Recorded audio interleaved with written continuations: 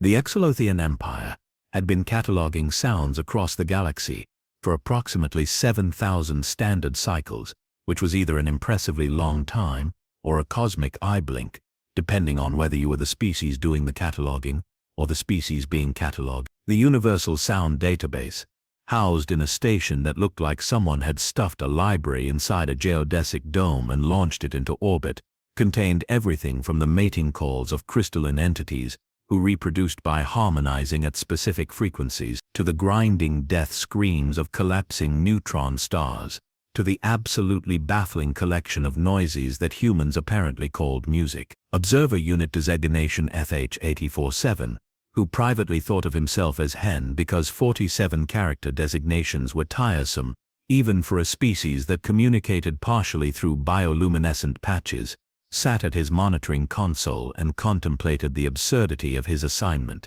Earth, again, always Earth.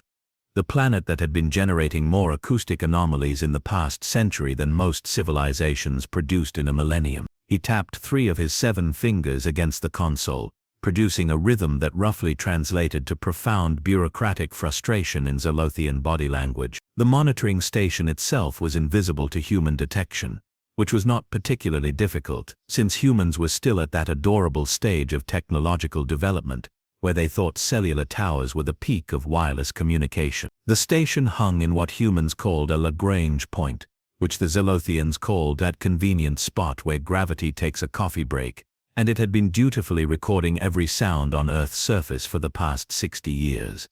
This task had seemed reasonable when it began. Then humanity invented rock and roll, and the Xylothians realized they might have made a terrible mistake. Hen's supervisor, a being whose name sounded like wind chimes falling downstairs, and who answered to Unit Administrator Prime when she was feeling formal or just admin when she was not, floated over to his station. The Xylothians did not technically float, but they moved with such fluid grace that describing it as walking seemed insulting to the concept of movement. "Report," she said, which was the universal word for "I am bored and need you to entertain me with weird human behavior." Sector 77 North, designated wilderness region. Approximately 43 humans engaged in recreational primitive survival simulation. Hen replied, pulling up the relevant data stream. "They call it camping, which near as I can determine involves paying money to be uncomfortable in the woods and pretending they enjoy it. Fascinating species," Admin said in a tone that suggested she found them anything but. "Any acoustic anomalies? Define anomaly in the context of human." Admin made a sound like a sigh if sighs could be translated through bioluminescent patches. "Fair point. Anything that violates known biological sound production patterns." Hen was about to say no when his console lit up with approximately 17 different priority alerts, which was 16 more than usual, and 1 more than he thought the console could physically display. The waveform analysis was going completely haywire, registering a sound that matched their database entry for Canis lupus, the earth wolf, with 97% accuracy. This would have been unremarkable except for 3 problems. There were no wolves in that particular region according to their ecological surveys. Second, the sound was repeating with mechanical precision every 3.7 seconds. And third, it was emanating from a device that was definitely not biological. "Administrator, we have a situation." Admin leaned over his console, her bioluminescent patches shifting through colors that indicated rising interest mixed with deep confusion. "Is that a wolf?" "According to acoustic signature analysis, according to spatial location analysis, it is coming from the pocket of a human juvenile female sitting near combustion-based heat source, designated campfire. Humans have achieved wolf miniaturization technology." Admin's patches flashed bright orange, which meant she was either excited or having a medical emergency. "This changes everything." The Federation Council specifically noted that any evidence of biological compression technology needed immediate escalation to where. Hen pulled up the visual feed, which was technically a violation of observation protocols, but also everyone did it anyway. Because how else were you supposed to understand the acoustic data without context? The human in question was approximately 16 standard years old, wearing primitive audio dampening devices over her ears that humans called headphones, and she was currently pulling a small rectangular device from her jacket pocket, while her fellow humans stared at her with expressions that Hen's facial recognition software translated as confusion mixed with mild annoyance. The human removed one of the headphones, looked at the device, looked at the surrounding forest, and then said something that made Hen's translation matrix briefly short-circuit, before recovering. Wait, was that my ringtone? Admin's patches went completely dark, which was the Xylothian equivalent of a blank stare. Her what? Ringtone. Translating. Auditory notification signal for interpersonal communication device activation. She has programmed her cellular telephone to produce wolf vocalizations when receiving incoming transmission requests. Why? Insufficient data to determine motivation. Hen pulled up the device's signature. The phone itself is a standard human mobile computing unit, manufactured by a company whose logo is an apple with a bite missing for reasons that remain unexplained despite 6 years of cultural analysis. The sound file was downloaded from what humans call the internet approximately 3 months ago from a website called epicanimalsounds.com, which I am not making up. Another human, male, early 20s, facial hair suggesting either intentional aesthetic choice or losing battle with personal grooming, spoke up. Dude, who sets their ringtone to a wolf howl? The female human with the phone shrugged, which Hen had learned was a human gesture that meant everything from I do not know to I do not care, to I am cold to approximately 70 other contextual meanings that made translation a nightmare. It seemed cool when I was going through my wilderness phase. Also, have you heard your ringtone? It is literally just the default Apple sound. You are the human equivalent of unseasoned chicken. Hen looked at Admin. Admin looked at Hen. Both of their bioluminescent patches cycled through a color that roughly translated to what fresh nonsense is this? Let me ensure I understand the situation, Admin said slowly, in the tone of someone hoping that speaking slowly would make reality make more sense. This human has intentionally programmed her communication device to mimic the territorial vocalization pattern of a large carnivorous predator, for aesthetic purposes, during a recreational activity where she has voluntarily placed herself in the habitat of said predator. Correct. And the other humans find this choice questionable not because of the obvious confusion it might cause but because it is not generic enough. Also correct. Admin was quiet for a long moment, her patches shifting through colors too rapidly for Hen to interpret. I have been monitoring human acoustic behavior for 40 standard cycles. I have heard them create music by amplifying electric signals through magnetic coils. I have heard them argue about whether a particular sequence of sounds is called pop or rock or metal or jazz or any of 70 other micro-categories that all sound identical to non-human auditory systems. I have heard them put sounds of running water in their sleeping chambers to help them sleep. I have heard them complain about sounds of running water keeping them awake. I have documented 317 distinct linguistic variations on a single landmass. And yet somehow this is the thing that breaks my comprehension. The human with the phone was now engaged in what appeared to be a conversation, holding the device to her ear and walking away from the campfire. The other humans had returned to their previous activity, which seemed to involve burning processed sugar on sticks, and debating whether various sounds in the darkness were animals or just wind, completely unaware that every sound they made was being recorded and analyzed by an alien civilization that was having an existential crisis about ringtone choices. Should we file this under First Contact Protocol observation? Hen, file it under Humans Continue to Make No Sense, and add it to the ever-expanding folder. Admin replied, already moving back to her station. Also make a note that we need to update the acoustic data. Apparently wolf sounds can now originate from non-wolf sources. Human juvenile females consider predator vocalizations aesthetic, and the concept of coolness overrides basic survival logic. Hen added the notes, flagged the incident for the next cultural analysis meeting, and watched as the human finished her phone conversation, returned to the campfire, and immediately had to explain to 6 different people why yes, she knew it was a weird ringtone, and no, she was not going to change it because it was her phone and she would have whatever ringtone she wanted. Thank you very much. From orbit, the Xylothians watched and wondered how a species that could split atoms and land robots on other planets had apparently not figured out the basic concept of context-appropriate audio signals. Then again, this was the same species that had invented the kazoo, had several billion members who voluntarily listened to something called death metal, and had turned pushing a button that said not to push the button into an entire genre of comedy. Human beings, Hen reflected as he returned to his monitoring duties, were going to be an interesting addition to the galactic community when first contact finally happened. Assuming of course that they did not accidentally confuse everyone to death first with their bizarre relationship with sound, technology and common sense. The wolf howl ringtone went off twice more that evening. Each time the Xylothians updated each time their understanding of humanity somehow decreased.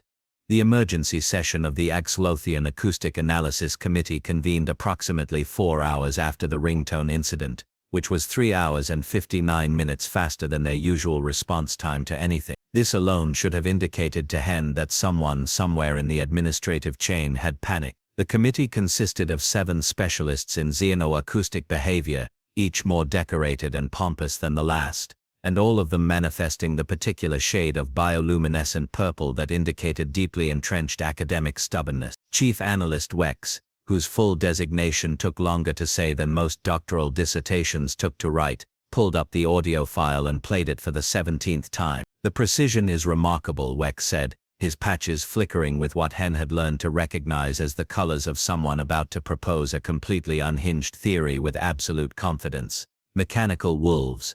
They have created mechanical wool." "It is a sound file," Hen interjected, already regretting his decision to attend this meeting. "A recording. Humans have had audio recording technology for over a century. This is not new. But why wool?" Another analyst chimed in, her name something involving the concept of cascading waterfalls, translated into bioluminescence. "In our 7,000 cycles of observation, species that have achieved technological sophistication typically move away from predator association. They do not carry predator calls in their pockets for social communication purposes." Hen pulled up his auxiliary files, the ones he had compiled after 6 consecutive hours of falling down what humans called a rabbit hole, which was another confusing idiom since rabbits lived in burrows, not holes, and this had nothing to do with rabbits anyway. "According to my research into human digital behavior, the juvenile female in question designation placeholder Foxworth, because apparently I need to call her something and their naming conventions give me a headache, downloaded this specific sound file during what her social media posts referred to as her cottagecore wilderness aesthetic era. Every single bioluminescent patch in the room went completely dark." "Her what era?"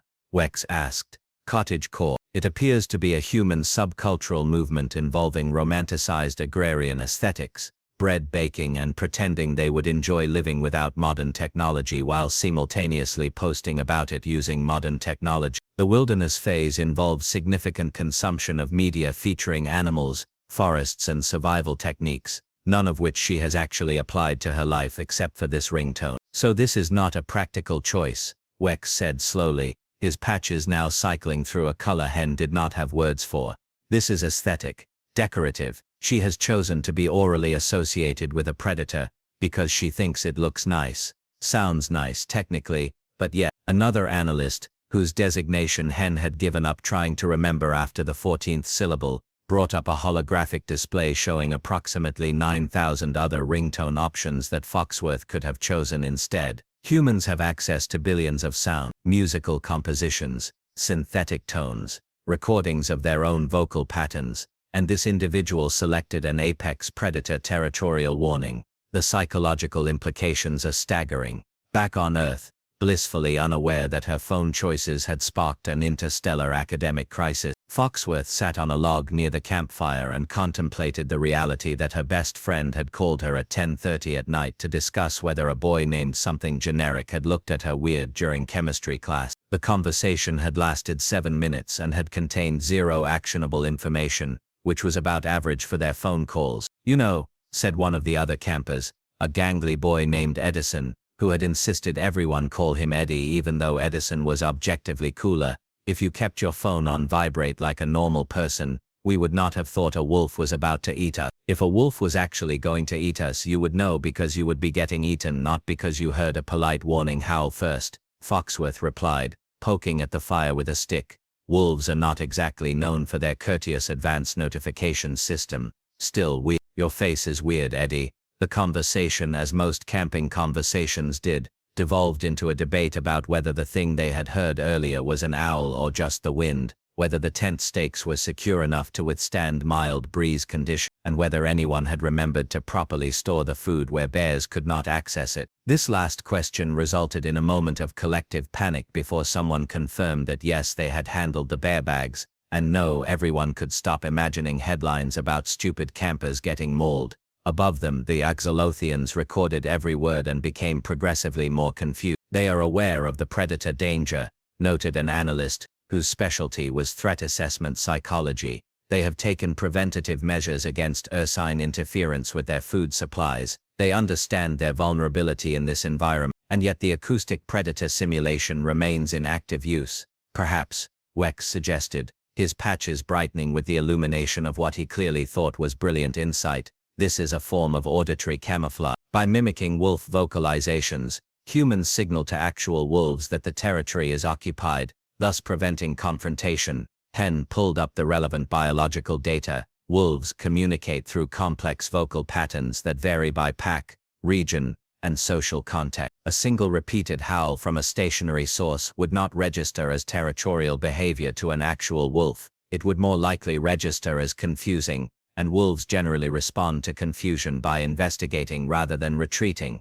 So this makes her more likely to encounter wolves. Correct. While she is intentionally in wolf habitat, also correct. For recreation, humans are fascinating in ways that make my cognitive centers hurt, Wex admitted, his patches dimming to a dull shade that suggested intellectual defeat. An analyst in the back, younger than the others and clearly less invested in maintaining academic dignity, pulled up historical human data. According to archival research, humans have a documented pattern of associating themselves with predators for status purposes. Ancient tribal humans wore animal skins and teeth. Medieval humans used predator imagery in their heraldry system. Modern humans name their competitive sports teams after predators, wear clothing featuring predator images, and domesticated wolves into dogs approximately 15,000 years ago, which suggests a species-wide predator obsession that borders on psychological compulsion. They turned wolves into pugs, another analyst added,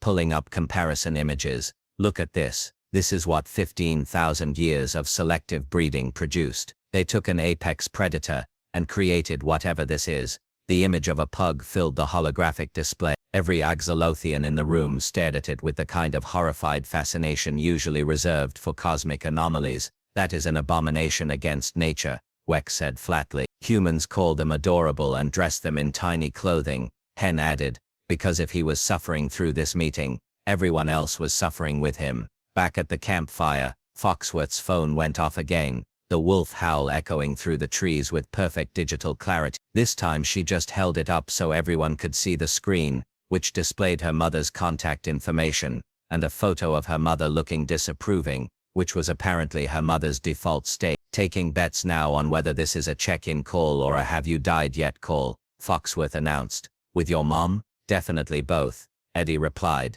The call lasted 3 minutes, and consisted primarily of Foxworth confirming that yes, she was fine. No, nothing had eaten her. They had adult supervision technically. No, she had not forgotten her inhaler. Yes, she was wearing enough layers. And no, she was not going to change her ringtone just because it was weird. Mom, seriously, this conversation again. The Xylothians added 17 more files to their human behavior database, and scheduled a follow-up committee meeting for next week. Somewhere in the administrative offices, a senior official updated the official first contact timeline, and pushed it back another 5 years, with a note reading, still not ready, humans still confusing, send more analysts. By morning cycle 73 of continuous observation, which was approximately day 4 in human time measurements, the Xylothian analysis team had constructed what they believed to be a comprehensive theory about human acoustic technology integration. It was elaborate,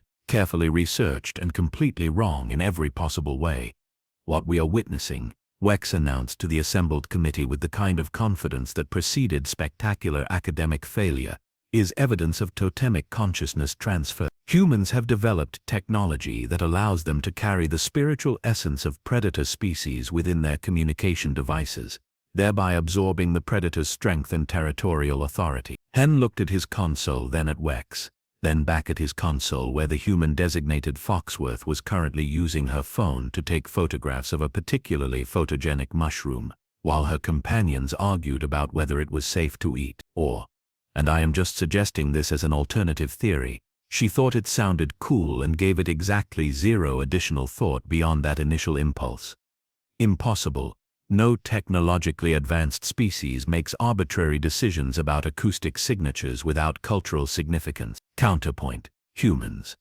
The debate would have continued for several more hours, except Foxworth's phone rang again, and this time the Xylothians got to observe something that made their previous confusion look like perfect clarity by comparison. She answered the call, had a 17-second conversation that consisted entirely of the phrases "yeah," "nah," "for real," and then hung up and announced to her group that they needed to pack up early because someone named Waverly had crashed her dad's truck into a mailbox and now they all needed to provide moral support.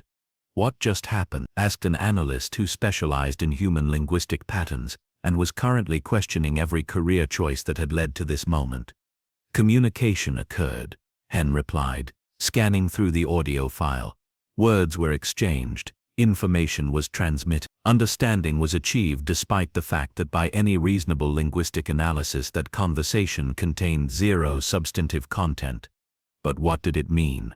I have absolutely no idea." The camping group began the process of breaking down their campsite, which involved significantly more chaos than Hen would have expected from a species that had supposedly mastered fire. Tents collapsed on people. Someone could not find their left. Two humans got into a heated debate about whose responsibility it was to dispose of the ashes from the fire pit. Foxworth, meanwhile, simply packed her belongings with efficient competence, while her phone continued to emit wolf howls at irregular intervals, each one making the Xylothians update their behavioral models and each update making the humans make less sense than before. What the Xylothians did not know, because they lacked the cultural context to understand it, was that Foxworth had chosen the wolf howl ringtone specifically because it annoyed her mother, who believed in proper phone etiquette and appropriate notification sound. The fact that it also occasionally startled her friends and confused forest animals was merely a bonus. Human decision-making often operated on layers of petty rebellion that no amount of xenopsychological analysis could predict. Back at the observation station, admin floated over to Hen's console carrying what appeared to be a data tablet, though given Xylothian technology it could have been anything from a snack to a weapon. "I have been reviewing the historical files on human acoustic behavior. Did you know that in their 20th century, humans had something called a novelty ringtone industry that generated millions of currency units selling snippets of songs, sound effects, and celebrity voice recordings?" "I am learning many things I wish I could unlearn," Hen replied. There was an entire economic sector devoted to phone notification customization. Humans paid money to make their phones sound like specific things. One particularly popular option was a selection of flatulent noises. Hen's bioluminescent patches went dark. They paid money to make their communication devices simulate digestive gas expulsion. Correct, and this was considered humorous rather than deeply concerning. "I want to transfer to a different observation post, somewhere quiet, maybe monitoring a black hole." Those are predictable. Down on Earth, Foxworth and her group had finally achieved something resembling organized departure, though organized was perhaps generous given that one person had definitely left their water bottle behind, and would realize it approximately 40 miles down the road. They loaded into 2 vehicles, a process that involved extensive negotiation about who was sitting where, and whose music they would listen to during the drive back to civilization. "If your phone goes off one more time with that wolf thing, I am throwing it out the window," announced a girl named Holland, who had spent the entire camping trip complaining about the lack of cellular signal despite the fact that camping was specifically supposed to be an escape from constant connectivity. "You will not. Because it is my phone, and also because you throw like you are trying not to hurt the phone's feelings," Foxworth replied, settling into the back seat. "Besides, we are leaving wolf territory. The ringtone is now contextually irrelevant. It was always contextually irrelevant." "That is just like your opinion."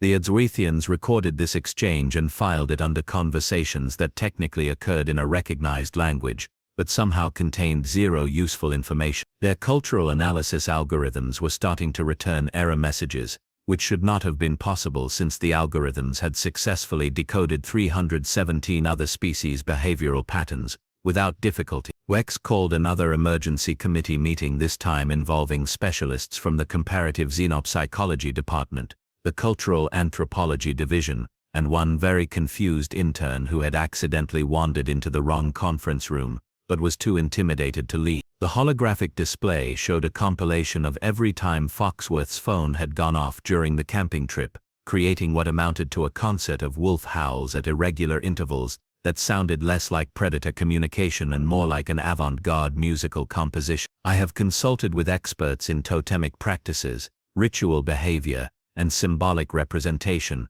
Wex announced, his patches cycling through colors that suggested he had not slept in several cycles and had possibly consumed too much stimulant beverage. The only conclusion that fits the data is that humans have achieved a level of consciousness integration with predator species that we do not yet understand. They carry these sounds not as recordings but as spiritual anchors to their evolutionary path. Or, suggested the confused intern who apparently had decided that being wrong in the wrong meeting was better than admitting the mistake. They just think wolves are neat. The room went silent. Neat, Wex repeated, as if testing out the word to see if it would make more sense the second time. You know, cool, aesthetically pleasing, emotionally satisfying in a way that requires no deeper justification. The intern pulled up some additional data, accidentally revealing that they were actually from the Department of Mineral Composition Studies and had no business being in this meeting whatsoever. I have a cousin who studies carbon-based species, and she says humans do approximately 60% of things because they think it seems neat at the time, with no additional reasoning required. Hen's patches flashed bright green, which was the Xylothian equivalent of a light bulb turning on above someone's head. That would explain so much. The music choices, the food combinations, the sports where they throw objects at other objects, the fact that they keep creating new social media platforms despite having functional social media platforms. They just think things are neat. The official report filed to the Galactic Federation's Central Observation Archives, document reference number 7749 alpha whatever an, approximately 600 pages, and could be summarized in 3 words that would haunt Xylothian xenopsychology departments for the next century. Humans like wolves, not in any particularly sophisticated way, not as part of an elaborate totemic consciousness transfer system or spiritual evolutionary callback mechanism. They just thought wolves were neat, had decided that carrying around wolf sounds was an acceptable use of technology, and had given the entire matter roughly as much contemplation as they gave to choosing breakfast cereal. Hen sat at his monitoring console 3 weeks after the camping incident, watching Foxworth navigate her normal human existence with her wolf howl ringtone still fully operational. She had received 47 calls since returning from the wilderness. Each one had been announced with the same digitized predator vocalization.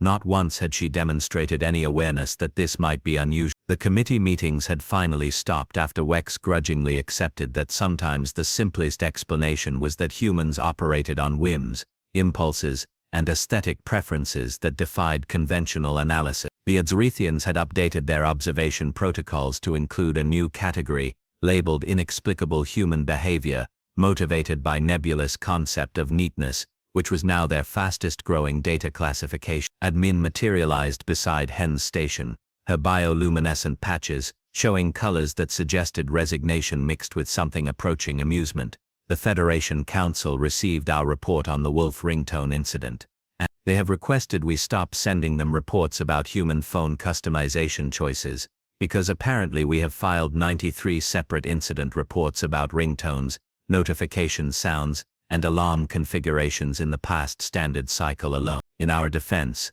humans have demonstrated truly baffling acoustic preferences. There is an individual in their eastern hemisphere who has programmed his device to scream the phrase "answer your phone" in an aggressive tone whenever someone calls. The psychological implications of choosing to be yelled at by your own technology are staggering. The Council suggested we focus on more relevant first contact preparation metrics, such as technological capability assessment, diplomatic readiness evaluation, and cultural compatibility analysis. Admin's patches shifted to a color that Hen recognized as suppressed laughter. Then someone on the council apparently reviewed our full file on humanity and moved their projected first contact date back another decade. Down on Earth, Foxworth sat in what humans called a classroom, learning about polynomial equations, or historical events, or possibly the anatomy of amphibians. Hen could never quite tell, since human educational systems seemed designed to teach everything and nothing simultaneously. Her phone sat on her desk, silenced per institutional regulations, which meant the wolf Howl was temporarily dormant, but still lurking in digital form, waiting for its next opportunity to confuse both humans and aliens alike. During what humans called lunch period, Foxworth's phone emerged from exile and immediately began howling. She glanced at it, saw her mother calling again, and made a decision that the Xylothians would later classify as quintessentially human. She declined the call and went back to eating what appeared to be a sandwich of dubious structural integrity. "Your mama?" Holland asked, having apparently achieved best friend status through the simple process of being present for multiple phone calls. "Probably wants to know if I changed my ringtone yet. Did you?" "Obviously not. It is my phone. You are so weird." The Xylothians recorded this interaction and filed it in the growing archive of human social bonding rituals that made no logical sense, but somehow functioned perfectly well within human cultural parameters. The concept that Foxworth was maintaining her wolf Howl ringtone partially out of genuine preference, and partially because changing it now would feel like admitting defeat in an argument no one else remembered having, was exactly the kind of multi-layered illogical reasoning that made humans simultaneously fascinating and exhausting to study. Hen updated the Universal Sound Database with a new classification system for Earth-based acoustic phenomena. Category 1, naturally occurring sounds. Category 2, human-generated intentional sound. Category 3, sounds humans thought were cool and therefore integrated into daily life despite contextual inappropriateness. Category 3 was already the largest category. "Do you think they will ever stop surprising us?" Admin asked, watching as Foxworth's phone went off twice more in rapid succession, suggesting either someone was very persistent, or the human had multiple people calling her simultaneously, which seemed statistically unlikely, but with humans you could never rule anything out. "I think surprising us is what they do best," Hen replied. "They are going to join the Galactic Federation someday, walk into their first diplomatic session, and someone's phone is going to go off with something completely absurd like a recording of an extinct animal or a fragment of ceremonial music, or possibly just someone yelling. And we are going to have to explain to 300 other species that yes, this is normal human behavior, and no, it does not mean anything except that they thought it was neat. The Federation is not ready for humanity. The Federation will never be ready for humanity. But that is going to make first contact either the most entertaining or most catastrophic event in galactic history, and honestly I am curious to see which." Somewhere in the administrative archives, filed between incident reports about human music festivals and human competitive eating contests, the wolf ringtone case was officially closed with a note indicating that further investigation was unnecessary, since the behavior, while baffling, posed no actual threat to galactic stability. The note was written in the particular tone of bureaucratic exhaustion that suggested whoever wrote it had stopped trying to understand humans and had simply accepted that confusion was the natural state of human observation. Foxworth's phone went off 3 more times before the end of the school day. Each time, a wolf howled. Each time, the Xylothians updated their files. Each time, their understanding of humanity somehow remained exactly as incomplete as before. The universe, vast and infinite and full of wonders beyond comprehension, had produced countless intelligent species across billions of years, and somehow, the one that confused everyone the most was the one that put wolf sounds on their phones because it seemed like a good idea at the time.